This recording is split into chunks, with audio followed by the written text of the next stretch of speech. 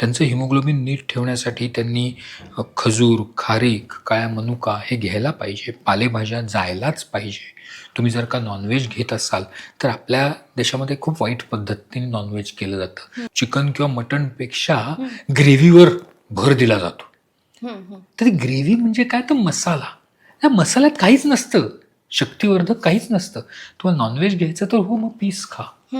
त्याच्याने तुमचं हिमोग्लोबिन चांगलं होईल, त्याच्याने तुमचे प्रोटीन्स चांगले होतील. व्हेजिटेरियन असाल तरी देखील आपण ग्रेव्हीवर ताव मारतो, ते नकोय. व्हेजिटेरियन मध्ये पण खूप गोष्टींनी आपल्याला हिमोग्लोबिन वाढवता येतं. आत्ताच म्हणलं असं, ड्राय फ्रुट्स आहेत, हिरव्या पालेभाज्या आहेत, बीट चांगलं आहे, नाचणी म्हणून मिळते, खूप स्वस्त असते आणि आपलं हिमोग्लोबिन वाढवायला अतिशय चांगली असते. आता नाचणीचं सत्व करू शकता तुम्ही, भाकरी करू शकता, गूळ वापरू शकता. तर ह्या सगळ्या गोष्टी त्या मुलीच्या आहारात आहेत का, हे लक्ष द्यायला पाहिजे.